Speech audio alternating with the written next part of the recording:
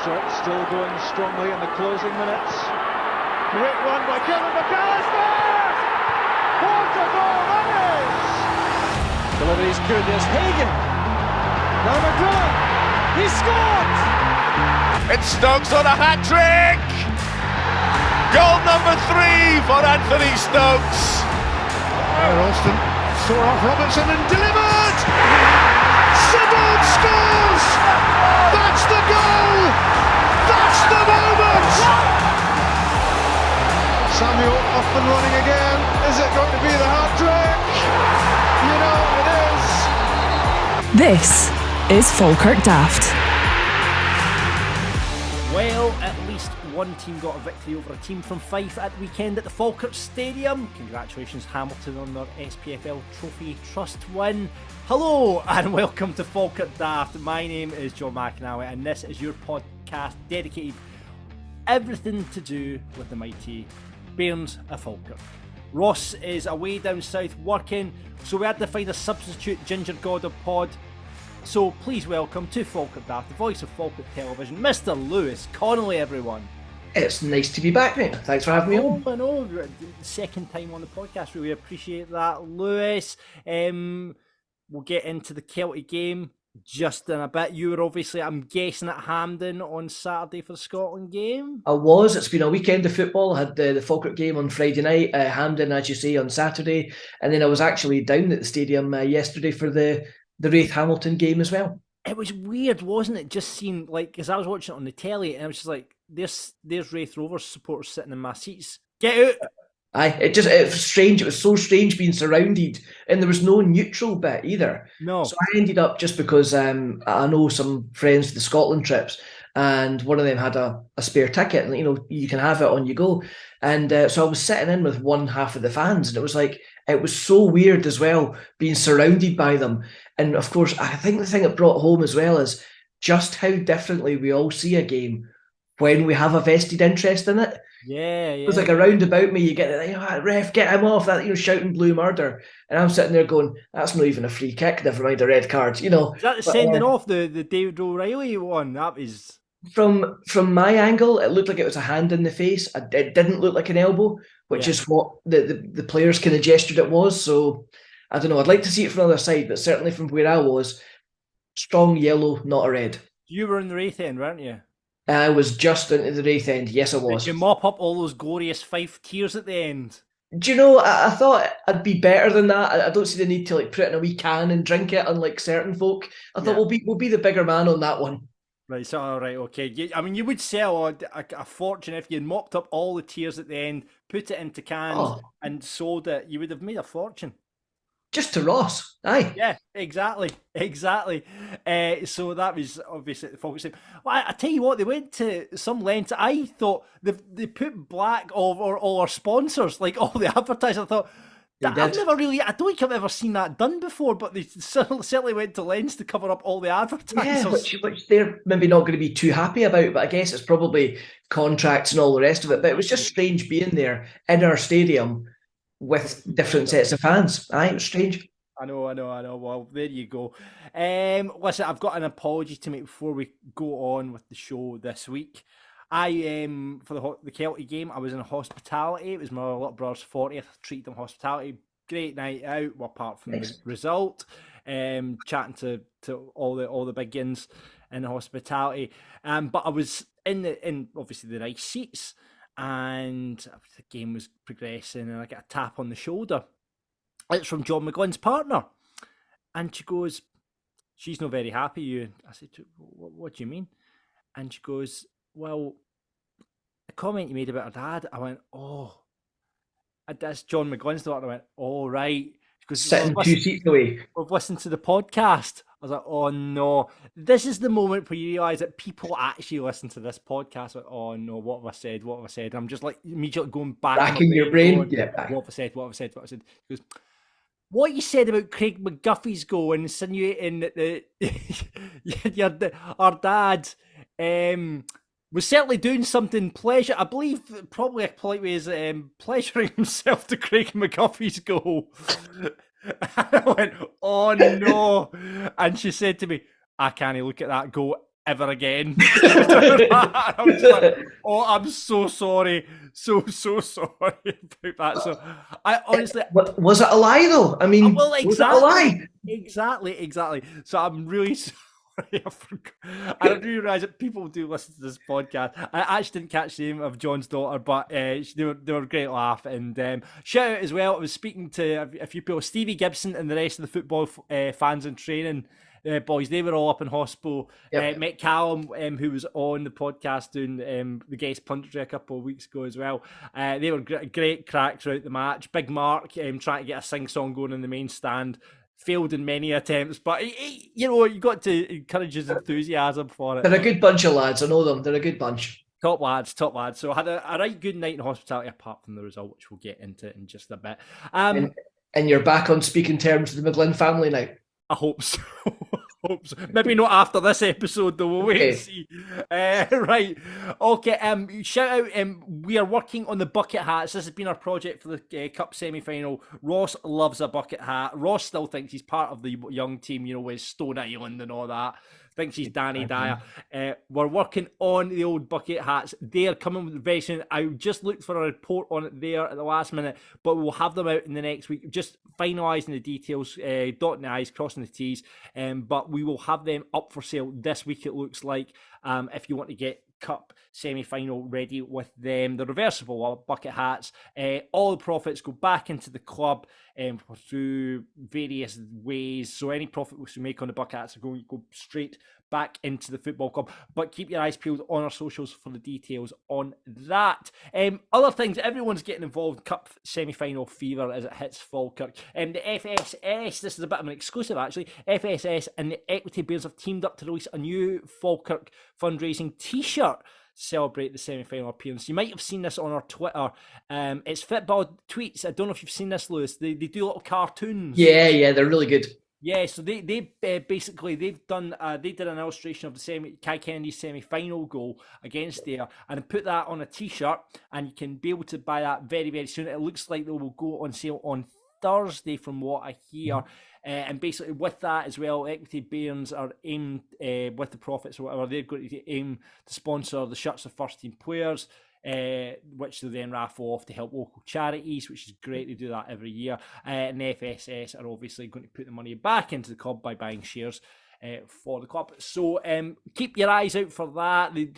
I love the little cartoon. You'll be able to see it on our Twitter, but it's it's a picture of Kai Kennedy hitting it and he's saying might as well, deflecting off their boy's head and oh no, and into which ultimately put us through to the semis. It's the second time we've had a football tweet about us this season, because actually the previous one they used it for the front cover of the Bonnie Rig Rose programme. Oh, really? What was that? I think it was their goal from the previous one, but it was the front cover of the Falkirk Rig Rose programme earlier this season. Oh, fantastic. No, I love all that stuff that they do. That's great. I saw it. They did one for Airdrie for the Callum Gallagher goal as well. The Lyndon Dykes one with the penalty in Austria was brilliant. If you go and look at that one. Definitely go and check that out. So way up the football tweets there. And by the way, t-shirts will be about 20 quid, so keep your eyes out on that. Right, a bit of club news, and we've got to listen. I think it's been, hats off to the club. Big round of applause for the club. I heard Jamie Swing on Super Scoreboard last week. I was actually speaking to him about that. Where I bumped into him in hospitality. The initiative they put on for the semi-final, absolutely brilliant. Obviously, the club recognising the ticket pricing for the semi-final, when you're looking at 28 quid, 38 quid for a ticket for the stands. So they're hoping to help the transports. They're doing 500 bairns for a fiver, if you've not heard about this. Absolutely great initiative. They're providing discounted travel to and from Hampden Park. And you can get on the buses for just £5 because they want to get as many bairns to Hampden as possible. So they're going to be taking fans out there, free for under 12s as well, which is great. It's brilliant. If you've got a Wayne wanting to go to the match, they've got a match event at Bean Cross with some rolls put on, and it's just going to make the day more affordable for a lot of people in times of this cost of living crisis that we're going through at the moment. So brilliant initiative from the club, Lewis. Yeah, I mean, it's fantastic. I think anything that helps the fans in this kind of day and age, as you say, is it's got to be applauded. I think, it's difficult. There was a few people who were grumbling a little bit because a lot of the more established supporters clubs had already filled buses and whatnot. And I think it's one of those things that you're almost damned if you do and damned if you don't. Yeah. So, whether there'll be a conversation with the likes of Elliott's and the Colonial and all the other places that run buses, I don't know. But I think the fact that the club are at least actively trying to help, it's going to get as many fans through there as possible. It's only a good thing. No, absolutely. On top of that, the club have set aside sections B7 and B8, the front sections of those, because there was a lot of the young team looking for a singing section. So that's been great as well. So hopefully that provides a great atmosphere. So that'll be, I'm guessing, all the boys will be standing in there, all the boys and girls will be standing in there and try to get a bit of atmosphere, because we know it's going to be hard. Because let's face facts, we're not selling out Hampden, So we're hoping to get. I'm really hoping for over 10,000 bairns in there. I really hope that we can get over 10,000 in there. Do you know it's an interesting discussion, Don. It's one that I had during the week. I did a wee piece for the match day programme, and it was a whole. Everyone immediately goes, "Why, oh why are you having Cally Thistle, Falkirk at Hampden? Why is it not going to Tynecastle? Why is it not going to Tannadice, Pittodrie, whatever ground that kind of size you want to mention?" And of course, the simple answer is it can't. It's contractual. It has to be played at Hampden. But it opens up that whole debate of, if it wasn't, would it be better somewhere else? And of course, I totally get the point about, you'd have a much better atmosphere in somewhere like Tannadice because it would be virtually packed out and so on. Totally get that. But the interesting thing was, I was chatting to one of the players last week. It was Jordan Allen. And I said to him, look, give me a player's perspective on this. Because it's maybe the one thing that as a football fan, we sometimes forget. This is these guys' jobs. And he said even if contractually it could be moved, he would still want it to be Hampden. Yeah. And the point he makes is, he may or may not get another chance to play on the Hampden pitch. Right. It's maybe something when he's sitting in the armchair at 65 years old to, he can tell the grandlanes about. Yeah. Unfortunately for Jordan, though, he's cup ties, so it's correct. it's all well him saying it, Jordan. All right, okay, but no, we were saying it, talked about it in the show. I think if you were a player, you want that experience, of going into the Hampden dressing room and the going out onto that pitch, because it doesn't happen often in your career, does it? As a player, I guess. That's it. And I think B7 and B8 is down at the corner of the West Stand, so or the civil celebration corner as we know it. The club also doing a pay it forward scheme as well, which is brilliant. So people are struggling to get tickets. The club are working with partners, the Falkirk Foundation, to set up a ticket donation scheme as well, which is brilliant. So get in touch with the club if you want to do that as well. So that's great. So lots going on, lots of football to be played between now and the semi-final, however. Other bits of club news, Aidan Nesbitt, since we last spoke, he's just signed a new 2-year contract extension. Lewis, it was on Falkirk television. Aidan looked delighted. I saw the interview during the week.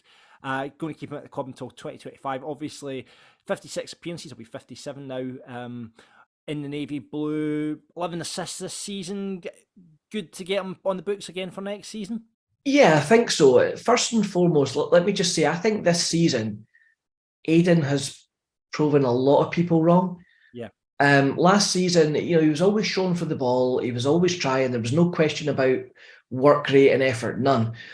But some of his kind of critics in the stands were kind of saying that there wasn't enough end product. And at times, certain games we can all see. Yeah, I was guilty of it. Hi, we're here. I would be the same. Steak debate at the start of the season.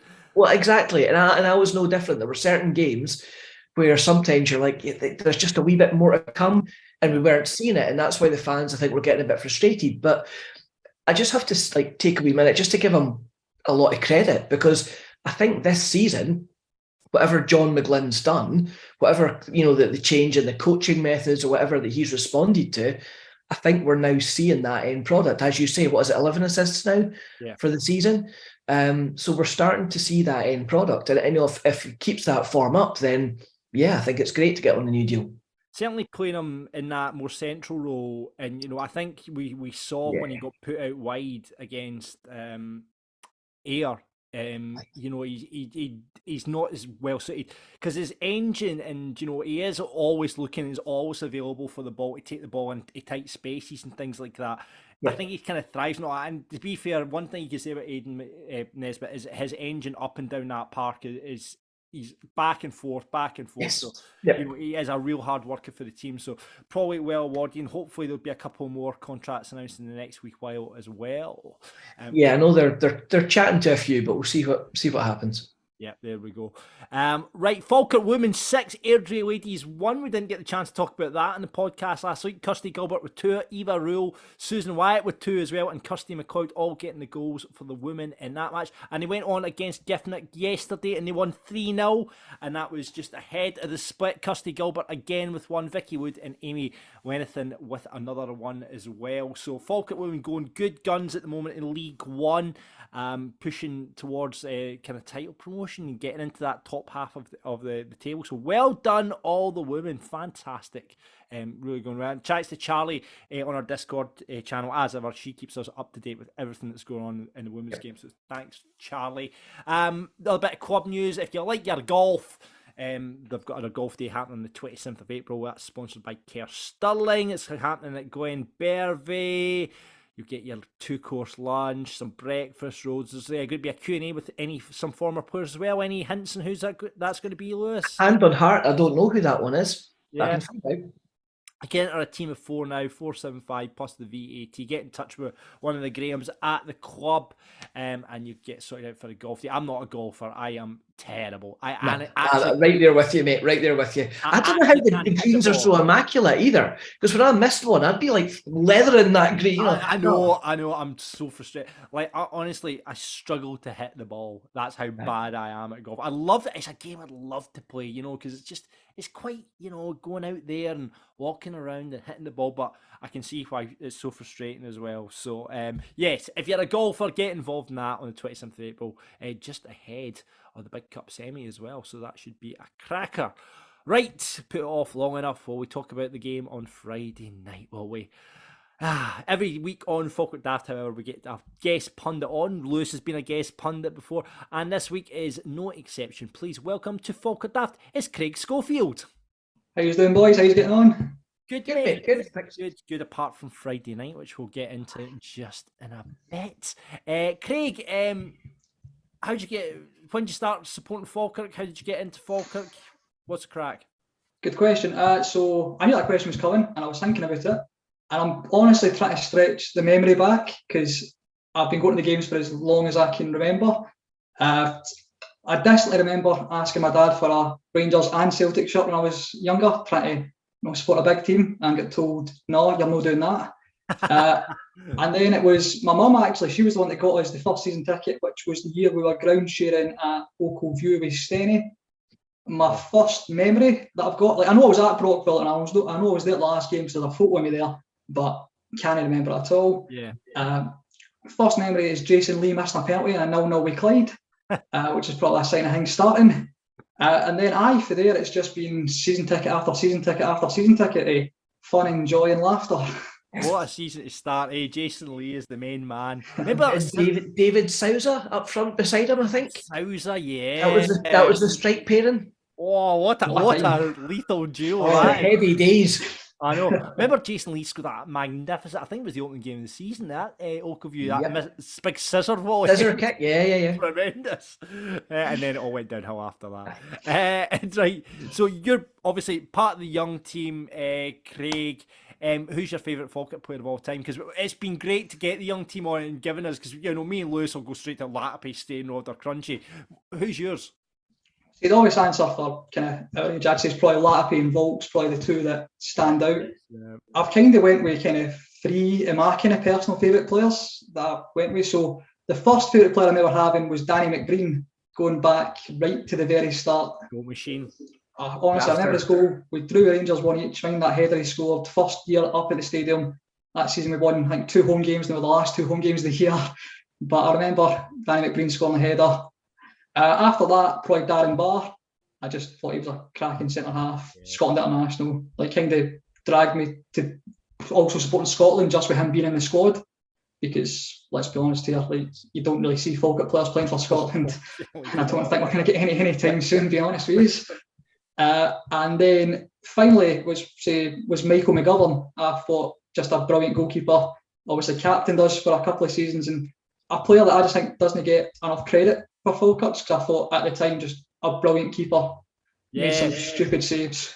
Best since Fergie for me. I remember, John, you'll be the same, like Tony Parks and Gordon Marshall and those kind of boys. And then we had a few years where we seemed to change keepers. After Paul Mathers and Craig Nelson, we seemed to change keepers. I had Miles Hogarth for a bit, but then Fergie came in and gave us that stability. And then I think like Mick did the exact same when he came in. He was just so consistent. Because there was a lot of flip-flopping. Obviously, we had like Krul and Schmeichel, Jerome Lambers, Danny Miles, Scott Higgins. You can list it off. Robert Olejnik. Bobby, aye. Bobby, aye. I know, love the Bobby. I just, you can go through that. But yeah, I've seen Michael McGovern a lot in the press over the last week, because obviously he's the goalkeeping coach at Norwich now as well. And with Angus Gunn coming in the Scotland squad, he's been trying. I think he actually might still be on the books as a goalie at Norwich as well as being one of the coaches. So yeah, I've seen a lot, but you just get reminded of how good a goalkeeper he was for Falkirk, Michael McGovern. Absolutely fantastic. Right then, let's talk about Friday night, if there's much to talk about. Falkirk 0, Kelty Hearts 0. Only change from the side was Aidan Nesbitt coming back in for John. I'm saying John McGinn. I've got John McGinn in the head. Stephen McGinn was the only change from the Queen of the South game. Lewis, you reported that was, there was a cause that Stephen McGinn was, and John alluded to it as well, doesn't he? He was just wanting to kind of almost rest him up, wasn't? Yeah, he's got a knee that basically swells up a bit if he's doing too much, and they have to kind of manage it now and again. It's not a constant thing, but just every once in a while they have to kind of give him a bit of rest. And the trouble with that is it's not strengthening the hamstring. So the plan was just to kind of give him, take him out that weekend, to give him a couple of weeks to kind of to rest it a wee bit, with the thinking being very soon we're going to be, Tuesday, Saturday. Yeah. Looking at that team that went out, Craig, I made a ridiculous shout on last week's podcast for a complete and utter change around. Is there any other changes you'd have made, bearing in mind the Queen of the South result? A few. Being honest with you, I was surprised it was the similar starting 11. I was surprised we went 4-3-3 again. I thought we would have changed it up considerably. As kind of taking into account the 3 Kelty games that went previously. I know it's not really McGlynn's style to change the team. He's kind of quite set in his kind of formation and his team. But for me, I thought this is the perfect opportunity. Even if you're being loyal to the players, you can say, well, you haven't done it against Kelty before, so why not give guys like Jordan Allen, Lowell, even McGuffey a run out just to say, right, here's a game, give yourself a chance. The reason I'm kind of about them 3 is because we're always kind of looking towards the kind of semi-final now. Like, there's players that are going to want a push to have a chance to try and get in this team. And I just feel like we're playing a lot of games now with a similar formation. And I think you look, that's obviously Queen of the South, especially last week, you're thinking this is the perfect time to give something else a go and take it for there. So I was surprised that when there was only the one change, and it was the change that we kind of knew was coming. I was surprised as well. I thought just in terms of personnel in midfield and in the wide areas, I think Kai Kennedy's had a great time of it recently, probably ergo aside. But yeah, I thought it was changing. I thought we could have, maybe went with Burrow or Jordan Allen, though whether he works as a 1, we'll talk about that a bit later on. First big chance came for Kelty, however, it probably in your commentary as well, Lewis, should have been a goal for Nathan Austin. Should have buried it. Post. Yep. Yeah. I mean, the ball was perfect. I don't know, obviously it's difficult from our angle to see how much he was stretching, but it looked like he got a good connection with it in terms of power. It was just the direction. He got the angle of it wrong. And I'll be honest, at the time, I thought Fash was about to make it 1-0. Yeah. And I think if it had done, it would have been interesting to see how the crowd would have reacted, of course, because we've fallen behind to Kelty in every previous game. Yeah, I mean, it was a big chance. But, I mean, after that, there dominated. wasn't much to write back home for Kelty. I didn't think anyway. I mean, there was times they came forward. There's times you maybe were slightly worried, but there was nothing threatening. You look at the statistics. Only 2 shots on target. Which were ones that Brian Kinnear held very easily as well. Good chance for Oliver came shortly after that. Header from him. It's the typical Gary Oliver Callum Morrison combination that we've seen so often, of that ball over from Morrison, glancing header for Oliver, missed it on that occasion. And then 25 minutes gone, it was Callum Morrison.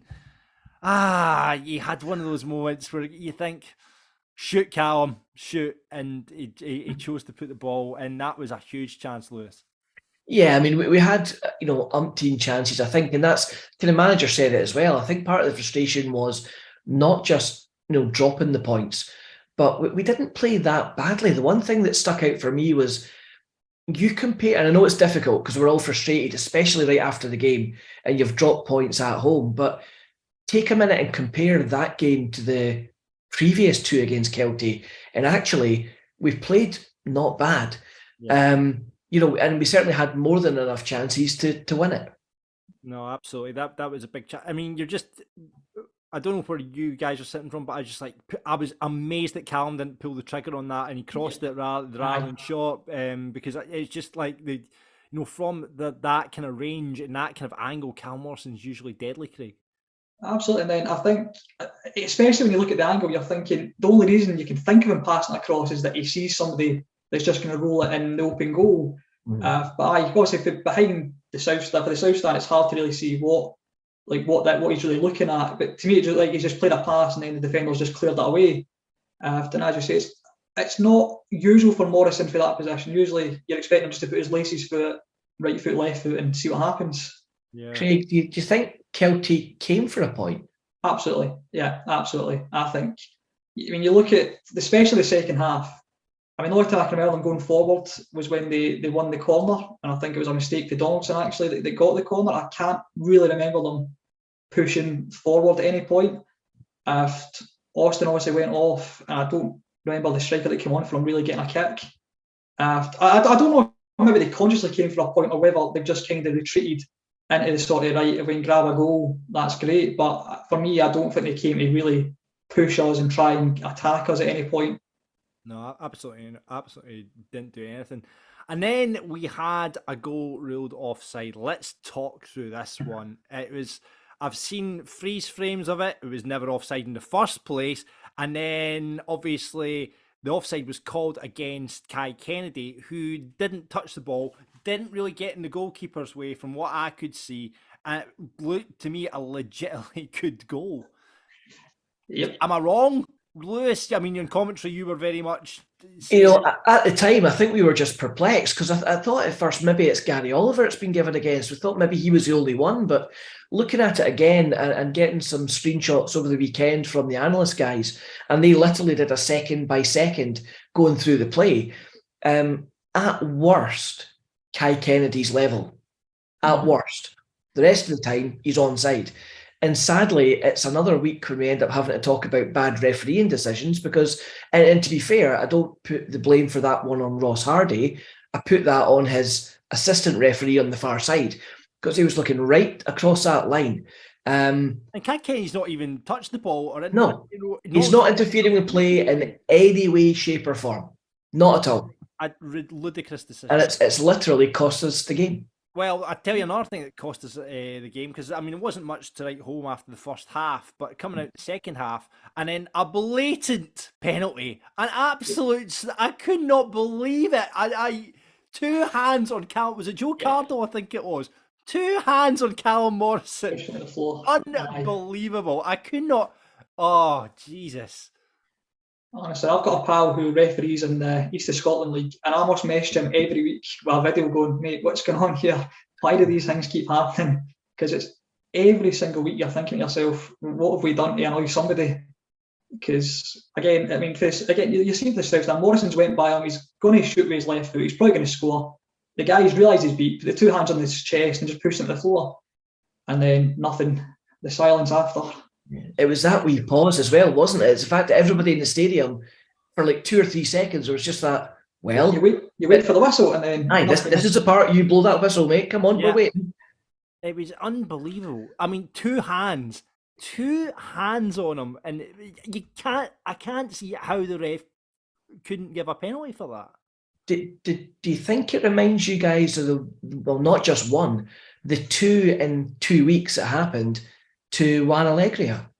Yes. Yeah. Do you remember then when he was clean through on goal, going towards the Kevin McAllister stand, Yep. and the boys like, oh, you know what, I'll put him down, and keeper will maybe have a chance at a penalty, and just two hands. Yeah, push on the back and nothing. Like when you look at the limited penalties, shall we say, we've had this season, we're not getting any decisions like that, like the pushes in the back, pushes in the box. We're getting nothing for any of that.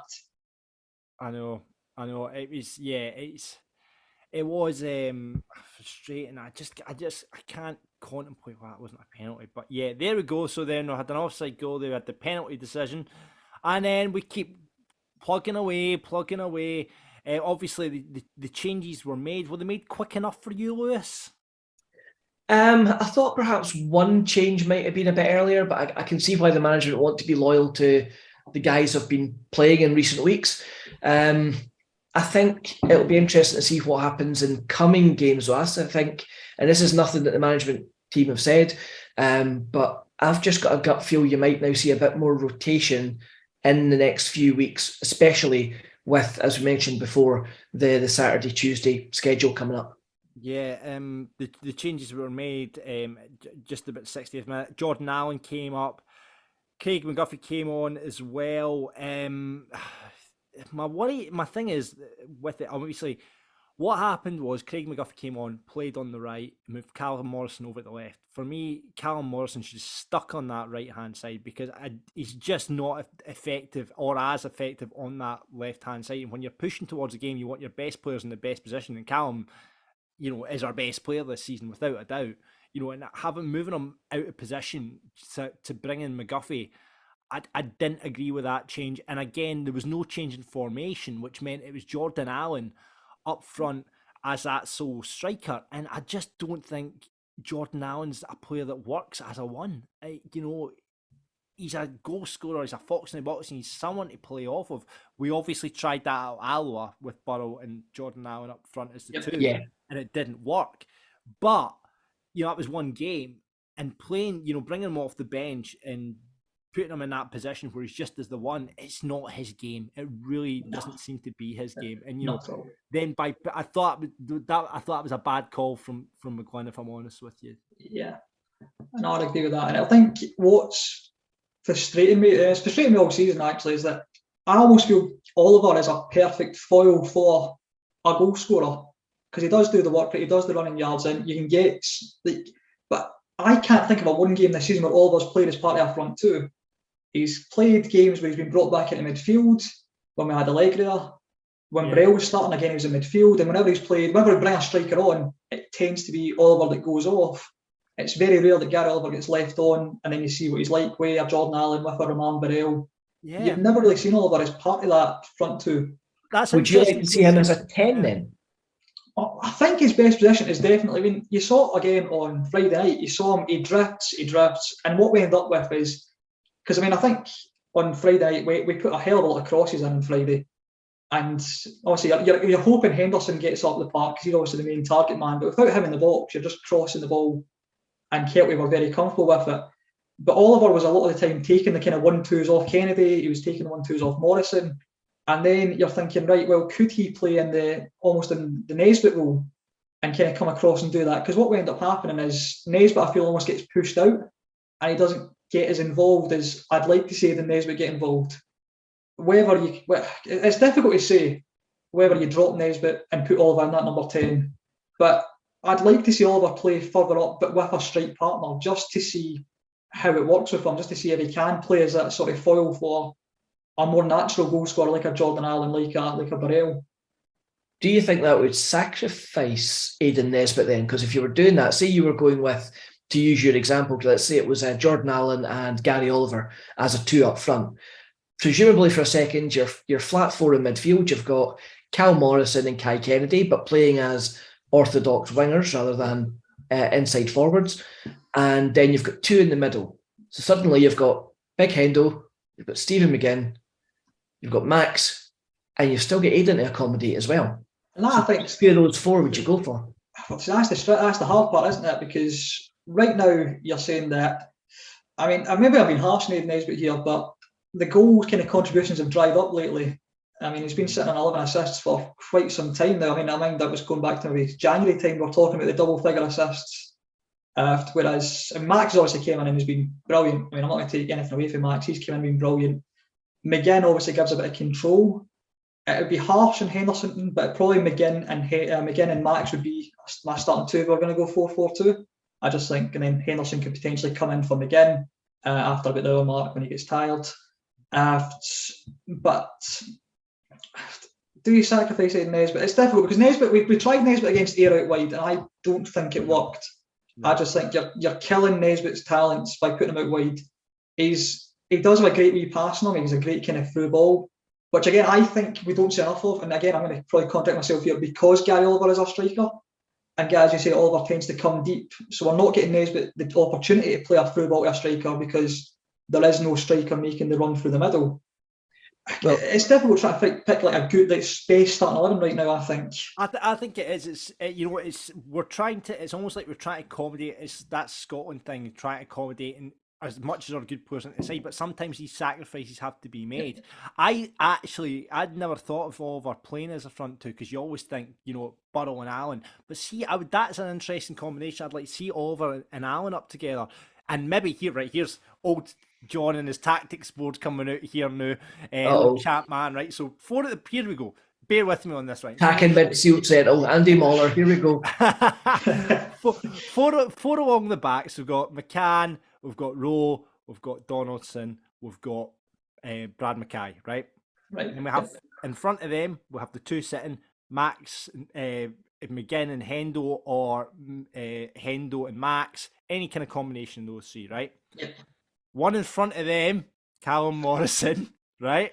As a supporting role, can drift out right, he can drift out left. Where's he going to go next? The old Champman supporting role. Then two up top, attack. There we go. How's that? Aidan Nesbitt's is not getting into that side. But there we go. That's me. We've got my tactics board out. What do we think of that, Lewis? Do you know, it's an interesting one because I think we're going to struggle in a way to accommodate, as Craig said, all four at the one time. But maybe in a way it's a good thing this busy schedule means that all the guys are going to get game time. Because the one that we've not really spoken about tonight is Romain Burrell. Yep. He's gone from first choice striker to fourth because suddenly you signed Jordan Allen and Matty Wright. He came on at Queen of the South last week. He had a really good chance. I reckon actually Romain Burrell from sort of 4 weeks ago when he's playing games regularly and he's sharp, I think he buries that chance. Yeah. It's how we now get, and you could argue with Craig McGuffey as well.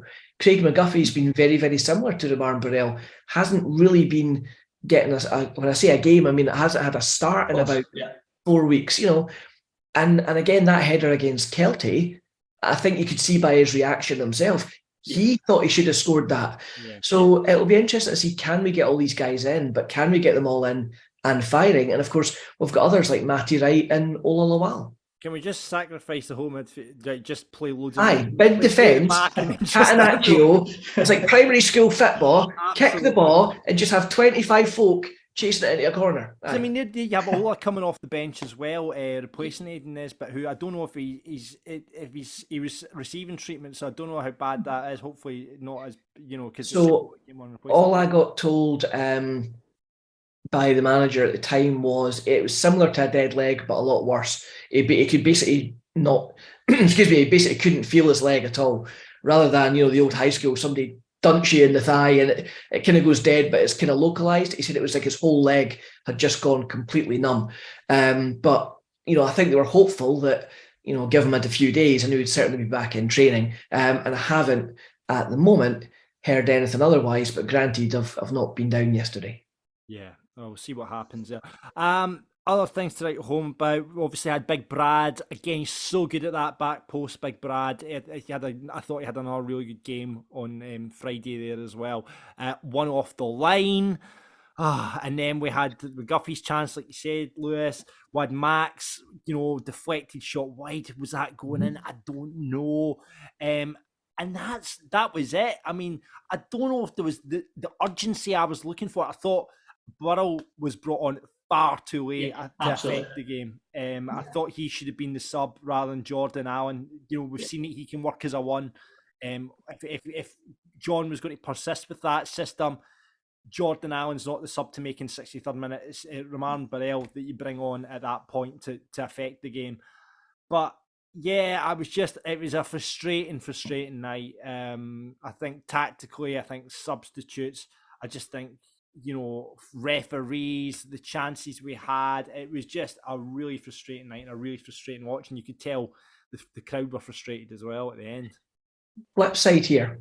And I know I agree with everything you've just said, because that's how I felt, especially, I came out of the stadium and, inside you're just raging at the time going, you've dropped a couple of points at home. Flip side, and I take the point the manager kind of made, it's that we've just mentioned Guff had a header, Gary Oliver had the header, Cal had the chance, we had one off the line, we had a penalty claim that should have been given, wasn't, and we've had one disallowed. There's 6 glorious chances, never mind all the wee half chances that come along. You rewind to the start of the season, or certainly last season, and in similar games against similar opposition, we were struggling and we were getting beat. And now we're sitting here 4 or 5 months later. Yeah, we're frustrated. Yeah, we're annoyed. But actually, all of a sudden, the frustration is because we made all these chances and didn't take one. Yeah. I guess the thing we sometimes don't think about is actually, is that game on Friday night, as disappointing as it was with the result, of course, is it actually a sign of the progress we've made under John McGlynn this season, Craig? Yeah, I'd probably say so. I mean, I think I posted something on Twitter like last month. I mean, well over the points tally we had last season. I think we're almost 10 points better off. Exactly. Considerable games that we like to play. I mean, there's no doubt the improvement has been massive. I just think that it's frustrating. I think because you see Kelty come out and you can see their kind of plan was to kind of leave Leon McCann out on the left, from what I could see, kind of relatively unmarked, and encourage us to cross the ball, which we did. And for me, the main frustrating part was the headers to the edge of the box that went to Michael Tidser. It always ended up at the feet of Michael Tidser and he'd clear it. And you're just thinking, surely low averages, eventually are always going to drop to us. We're going to hit it in the back of the net. And I say, again, the amount of chances we get, you think eventually the ball's going to hit the net. I just think Friday night, the whole kind of game, I don't know what they say, it just felt quite flat, like quite early on Friday. It just didn't feel like we could really get into the game. And I think that was just frustration get built in the first half, second half, just because we're not getting the decisions, the ball's not going in, the crosses are getting cleared a lot. But I do agree 100%. I think the progress we've made this season has been, it's mental when you look at where we were this time last year, to do that and build that team effectively in 2 transfer markets. And I think I've heard you guys speak before on the podcast about how it's very hard to pinpoint a signing from McGlynn that's been poor. I mean, obviously, we're still probably jury's out in Wright and Jordan Allen, but they've only played a handful of games each, so there is still time for them to have a big impact this season.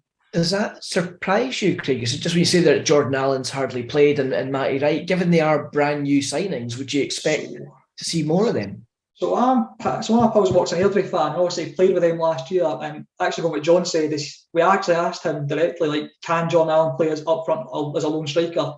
And he kind of definitely said, no, I wouldn't play him there himself. He'll give you 110% for 90 minutes, but he's not going to outstrength a defender. He's not really going to go by anybody, but he will, if you give him a chance, he'll kick it in the net and he'll score. Finisher, exactly. And I just feel like when we go the 4-3-3, when playing as lone striker, we're asking him to do quite a lot, which obviously Oliver is very good at, but I just don't think it suits Jordan Allen's game at all. I think he'd much rather be in the penalty box waiting for a cross to come in that he could just kick in the net. Well, let's hear from the manager, John McGlynn. Lewis caught up with him after the match. John, a disappointing end to the night. What's your immediate thoughts after the game? Yeah, well, obviously it's disappointing. It goes without saying. I don't think we can ever have as much of the ball as we've had tonight. We've had loads and loads and loads of the ball. Massive amount of possession and attacks for the word goal. Callum Morrison's getting in behind the defender, we're getting balls in the box. And unfortunately, that was the story of the night. We got loads of balls around the defence, in behind the defence, in front of the defence, through the defence. We just couldn't get anyone on the end of the ball that managed to get in the back of the net. I mean, in the first half, again, we've actually scored a goal, and I'd like to see that back, because it seems like they've given offside against Kai, and I'm not really sure if Kai's interfering with play or not. And these things can change the game. The first goal is important. Obviously, we didn't get it. There was no goal. So, but then the first goal, I mean, when if you take the games against Kelty previously to that one, it's like night and day. I mean, we've totally dominated the game from start to finish. We just couldn't get a goal. And as I say, maybe the final ball at times wasn't great. Then when it was good, we didn't get on the end of it. And sometimes, even when we got, like Brad Mackay's got a great header for a corner kick, it's going in, and they managed to clear it for the line, which is great for their point of view. But even when we got the ball, which looked like going to go in, couldn't get it in. Craig McGuffey done great to get on the end of a cross, and again probably should score, because it's a great ball in. Gary maybe should score in the first half with a header. All these things, if you get one goal, it's one of the nights where you probably score a few, but getting that one goal just eluded us. The boys put loads of effort in, loads of commitment in. I thought we played some really, really good football. But ultimately you're trying to win a football match, and we've not managed to do that. But it's not down to a lack of effort, not down to a lack of commitment, not down to anything other than getting the right final ball and getting somebody on the end of it and actually, putting the back of the net. So just what you said, Lewis, there, really. I mean, you can see his frustration. It didn't seem that angry, though. He didn't seem that angry. No, but interestingly, there's one thing that nobody's picked up on. What was missing from that whole interview? It's not a trick question. Something really obvious, something every Falkirk fan knows about, and it's not there. Go Bing on. bong, the stadium is now out of event mode. That is the bane of our life every week, right? But every Falkirk fan who's ever been at the stadium knows fine well, round about 2 hours before kick-off, you get about 1 o'clock, the bing bong, the stadium is now in event mode, and then about half an hour after the game, once the stewards have done their security sweeps and whatnot, bing bong, it's now out of event mode. And every week, that always coincides with either the manager's interview or the player interview. It's the way it syncs up. It's not there this week. Because he was out a lot later this week. Because certainly I was in hospitality and the players... Because the dressing room door was shut for 35 minutes this week. Yeah. So you say he wasn't that angry. He wasn't angry by the time he came to us. Mm-hmm. I think there was a few words after. Aye, well, certainly the players were very late up into hospitality. We'll get into our Falkirk Daft rated and Falkirk Daft day, but I'm just going to put out there, Kai Kennedy's not going to be the Falkirk Daft rated player of the match, is he? Because he certainly got man of the match. Aye, yeah. That was a pick, aye. Aye. Kai Kennedy came up to hospitality and just said, I don't know why I've got it, pretty much. But we know why you've got Kai, because there's clearly a Rangers supporter in hospitality sponsoring the match. Jesus God. Right, let's see what the supporters are saying to the match. Gavin kicks us off. He might be the reason we're in League One next season. Utterly embarrassing performance. No fight, nothing. Absolutely nothing up front. But I'd love McGunn to come out and tell us why he's not good enough to start. Why is he not good enough to start? Lewis Connolly. I think at the time, back in January, we had Gary Oliver. If there was any midfield injuries, Gary was playing deeper and deeper. So we really only had Remarn as the striker. That was it. We desperately needed someone else. We got two in Jordan Allen and Matty Wright. And I think at the moment it's a case of where do you fit them all in? Because they've all got different attributes. And it's like, on one hand, as I said earlier on, I don't know how happy Remarn will be, not so much at the moment, but if you fast forward another month and he doesn't get game time, is his head going to drop a bit? But I was chatting to somebody the other day about this whole situation, and they said they kind of get it now. Like Gary Oliver's game, when he's playing as the one, is he's a link man. He's got a really good first touch and he's good at linking the ball to other people, as we saw in the Ayr game, because when he came on against Ayr, he really changed the way that the forward players are playing. And he says, Jordan Allen, I get it. He's been brought in, he's a finisher. Remarn's thing is pace and playing on the shoulder of the last man. Matty, the point they made to me, with all due respect, was that they've maybe not quite worked out what Matty Wright's thing is yet. The manager, of course, said that he was brought in after the Dunfermline game because he thought maybe he should have played with more height and physicality against Dunfermline. It's a tricky one because if you're playing one up front, I don't necessarily think that a pace merchant is what you need. Because if it's one striker, if you're playing a 4-2-3-1, as we do most weeks with, let's say it's Stephen McGinn and Hendo sitting, and then you've got the three in behind, so you've got Nizzy at number 10 or Max. That's the kind of battle that's going on at the moment with Cal and Kai on either wing. A lot of the time that guy's going to have his back to goal. And that's not really Remarne's game. Remarne's game, as I say, is on the last shoulder, and he's probably one off, if not the quickest players in League One. Mm-hmm. And I think that's really where his strengths lie. So I think perhaps that's why he's not been in the team recently, as the manager's looked at other options, saying, well, Gary Oliver can play with his back to goal. Maybe he's not the biggest guy. That's why Matty Wright was brought in. Maybe he's not the ideal finisher. That's why Jordan Allen was brought in. Do you know what? It's a shame we couldn't actually merge the four of them into one. Although I think Nolan Urlock would get a guy who couldn't head, couldn't score, couldn't run, couldn't hold it. Well, we'd see. I think he'll get more game time. Being for Life 191, I feel quite frustrated after watching that. The players seem to have accepted that they're going to get second and seem to have settled. It's a shame to see a group of good players just fizzle. If we keep playing like this, I see us crashing out the cup and staying in League One, says Ben for Life. A lot of frustration this week. Brendan continues that. Kelty offered nothing, and they were there for the taking. Another game against weak opposition where we completely failed to capitalise on the opportunity presented to us in putting an opponent to the sword. It's kind of fallen a wee back, and certainly that game felt like some of the games we saw at the start of the season before we went on that beautiful run. I think there's a lot of frustration spilling over here. Craig, we're more solid than we were a few months ago, but teams have our plan A sussed. Oliver links well, but the neat play outside the box usually leads to nobody being available for the final ball. I've talked about this for so long. Burrow is still our main threat, but we can't seem to find a system that suits him. It's going back to what you were saying, Lewis. Yeah, I think it's a system rather than Remarne. I think Remarne's a great player. There's no doubt about that. It's just how do we integrate him into our system? Yeah, no, absolutely. The plan A thing, though, that's the one thing we've talked about. There doesn't seem to be a plan B in terms of formation, and it's just the personnel and just changing the personnel to affect it. We saw Morrison get switched to the left, McGuffey coming at the right, and then Jordan Allen getting played as the one up front. There doesn't seem to be urgency from McGuinn in changing that system. It is very much like we've said, do plan A better. That's a worry for me. Yeah, I think for me as well, just because you've seen it, especially when you go up against the five at the backs, like your Keltys, your Crown of the South, your Alwas. Whenever a team kind of sets out to stop us scoring, you kind of get the feeling that they can kind of cover the kind of front three we've got going forward, and they're quite happy almost to kind of let us, similar to Kelty and Brennan, go wide but not go forward with it. Like, I always have to go back to the fullbacks, whether it's Blaine, whether it's Leon.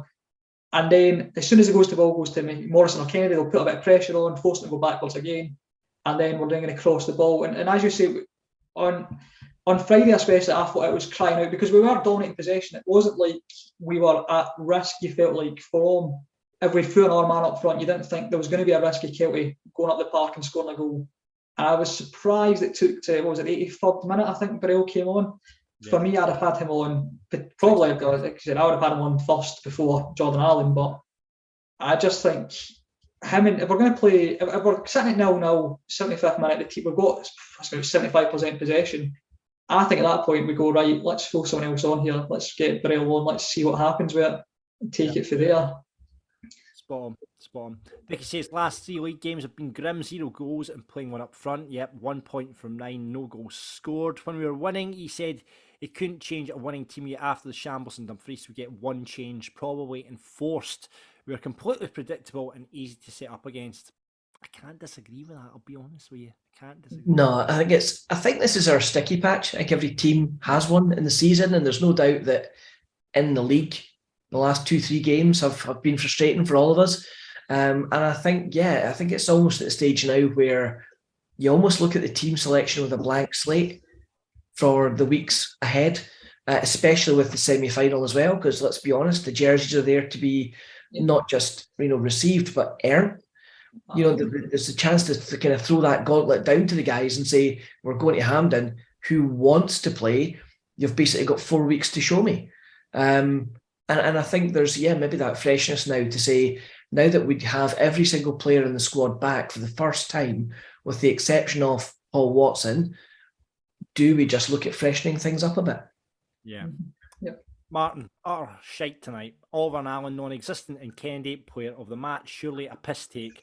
Not sure how McGowan changes it, as we look one-dimensional, whoever plays up front. Mentally, the whole team look like they're coasting, and I wouldn't fancy us in the playoff semi now.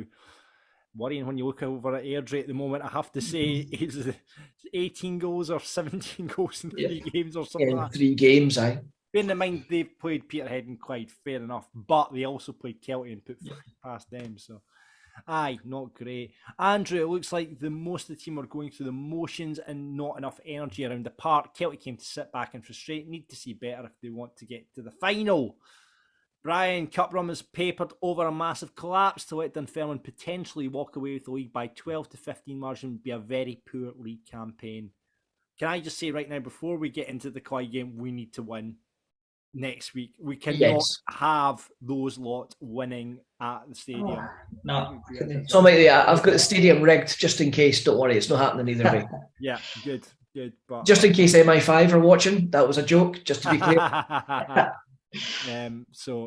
Elves are too much tippy tappy and final ball was poor, so even when we did get beyond the defence, chance was wasted.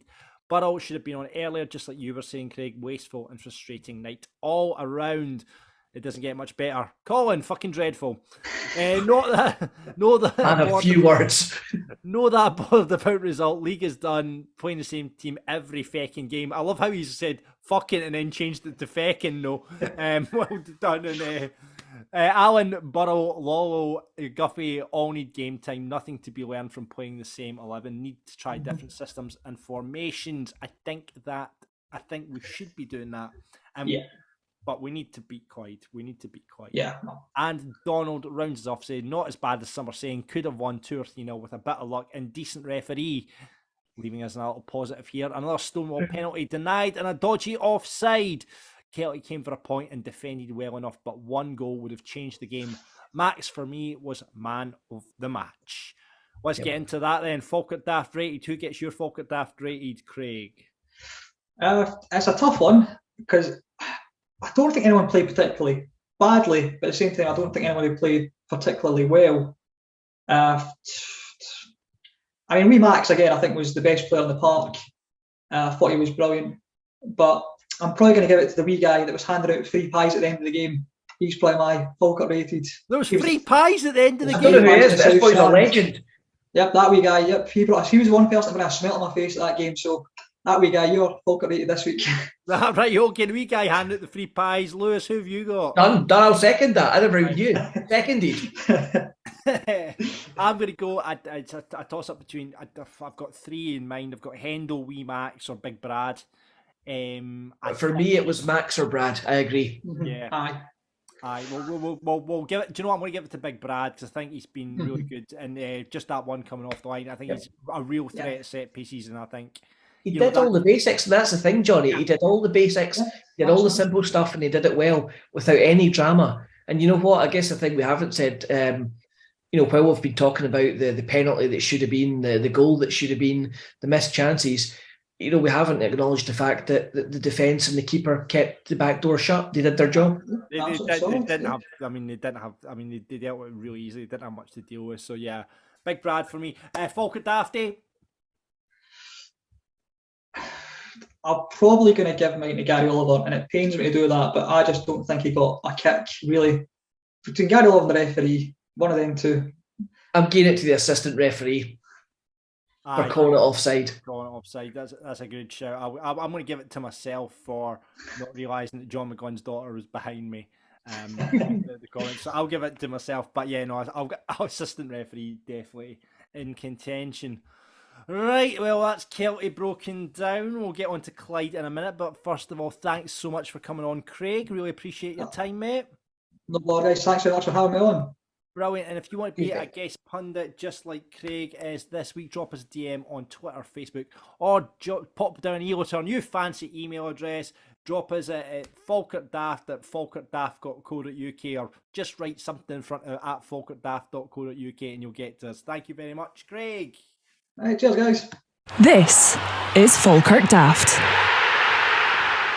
Every week on Falkirk Daft, we look ahead to our next opponents, and it's the final time we will play Clyde this season away at Hamilton, and he's been with us all season.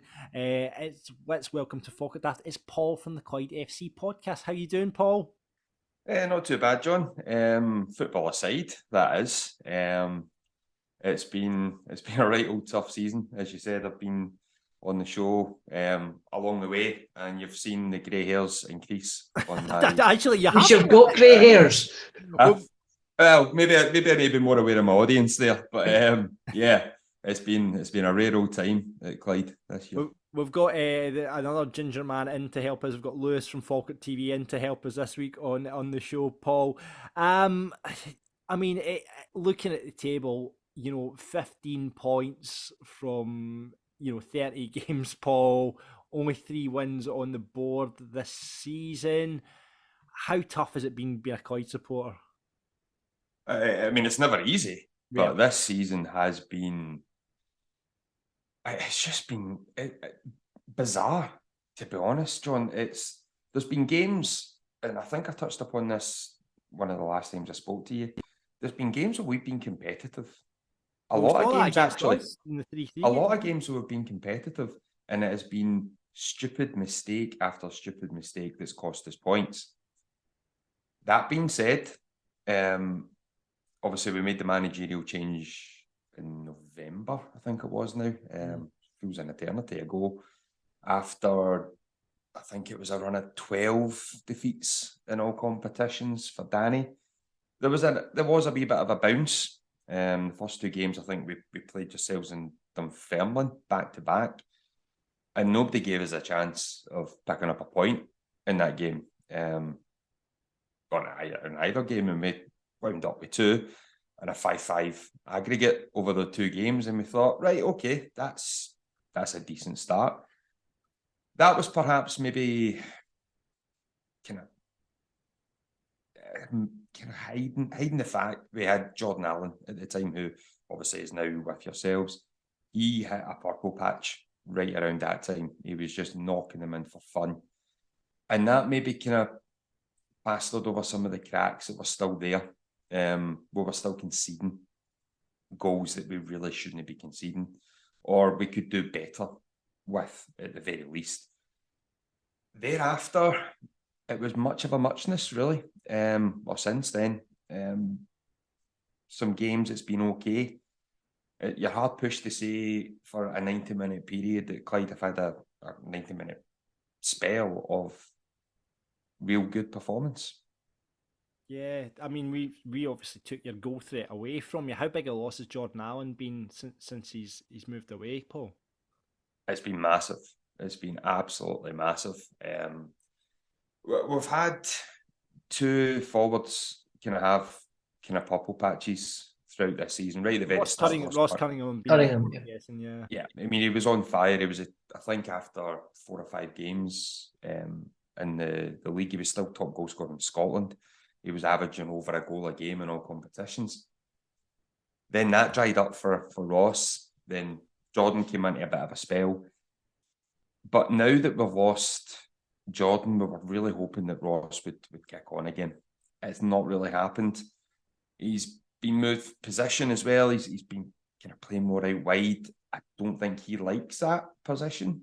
He certainly mentioned to us on the show before, he prefers being played through the middle. Jim made a lot of kind of changes as well in the team. He's brought in Kyle Doherty from Kelty, Martin Rennie from Montrose. There's a different shape to the front line. Truth be told, it's not really worked so far for us. The goals are drying up, and in our position, when you're conceding, the only way you're going to get out anything from a game or get ourselves out of this absolute hellish position we find ourselves in, is at least outscoring our opponents, and we just don't like doing that. And losing Jordan has been hopefully not a fatal blow, but it's certainly not helped. Forgive my ignorance, but has Sula been playing more central? Yeah, Big Eric, he's central defender. Okay. Big Eric. He was somewhat out of favour with Danny, and I think that was it was a bit of a shock to a lot of fans. But what surprised me was he played further forward against us in one of the games. Was he just filling in? He was probably just filling in, to be honest. Right. It's been quite often this season, it's been square peg, round holes, that old analogy. That makes sense now. We had a very imbalanced squad, I think, especially at the start of the season. I think we had 3 left backs, but none of them were actually getting a start. We were playing a left midfielder, a central midfielder, sorry, at left back at the start of the season, and it was always just a bit odd at times. So Big Eric, I think he can play in a kind of central defensive midfield position. He is a centre half by trade, though. Probably our best centre half, if I give my open and honest opinion. We strangely loaned Peter Grant to Dumbarton in exchange for Ryan McGeever. Yeah, strange on that. I think that was maybe just a Jim seeing a kind of tried and trusted kind of decision there. I didn't quite understand it myself. Peter Grant had a mixed season with us up to that point. However, it came off the back of probably him having maybe 2 or 3 man of the match performances. So it was very much a right. Where does that come from? And yeah, it also coincided with just about every other centre half falling out of form. So just a perfect mix. I mean, a good thing for you, Paul, is you've got Peterhead there cushioning the bottom of the table. I mean, they've got a game in a hand against you, but I mean, it's like, who can be worse? It seems between Peterhead and Clyde, who can be worse? And they're certainly winning at the moment. But I guess on Saturday, I mean, like you referred to, we got a point off of us the last time we played over in Hamilton. Is this just hopefully going to be a turning point for you, or do you think Falkirk might just be a bit too strong for you?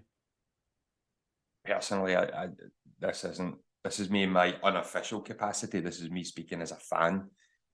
I think you have far too much for us, to be quite frank.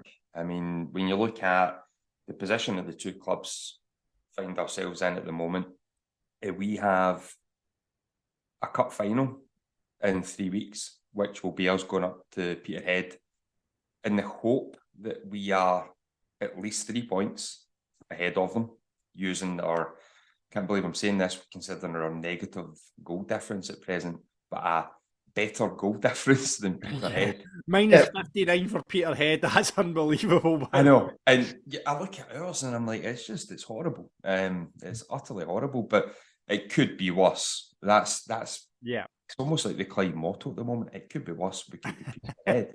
But we need to. There's a kind of lethargy, borderline apathy. It feels certainly within the support, and I don't know if that is now creeping onto the pitch. The Airdrie game wasn't probably a 5-1 game. That's the madness of it. They probably only reached the final third 5 times and they scored every time. We had the ball in the box probably far more than they did, but the difference being they can take chances. And they're fire at the moment, that's the problem. They're clinical, they're very clinical. Oh, absolutely. Yeah, absolutely. And we knew that. They'd scored 13 in their previous 2 games, so we had to be switched on. We weren't. As far as this Saturday goes, if you offered me a point, I would take it and I would run. I would rip up the receipt and you wouldn't see me for dust. It's got to that point where that saying that every point is a prisoner when you're in a relegation battle, it's emphasised so much more in their current position because points are being at a premium anyway. I think since the last time that we played each other for 5 points from a possible 24, and 3 of them was actually against Peterhead. Now, that 1-0 victory against Peterhead, if it had been other way about, I probably wouldn't have had too many complaints. Yeah. We gave away chance after chance. Unfortunately for us, they're as poor as us up top. They missed at least 2 sitters in that game. Very poor That's the harsh reality of where we are at as a football club. If it helps you out, and honestly, they're about to have this. Well, I don't know who's coming in as manager. Has that been decided yet? Obviously, Davy Robertson went last week. I don't think they've appointed anyone yet. No, I think it's still the boy Brown. I think, and one of the other players. One of the 100 Browns they have. Yeah. Aye. Just A. Brown is currently in charge. Yeah, but they are as poor sides I've seen. Certainly in this league since we've been down here, they were awful against us. And saying that we wasn't until the last 10-15 minutes we upped our game. And I guess for a Clyde perspective, we've not 1 point in 3. You're getting us at a good time, I would say, Paul. Try me a river, guys. Well, listen. We'll get your prediction then, Paul. What do you think it's going to be on Saturday? It's going to be a long night and a long afternoon for me, I would say. My head says it could be 2-3 or 4-0 Falkirk. My heart says 0-0 and you field in an eligible player, hopefully. I'm one of the most optimistic Clyde fans you can get.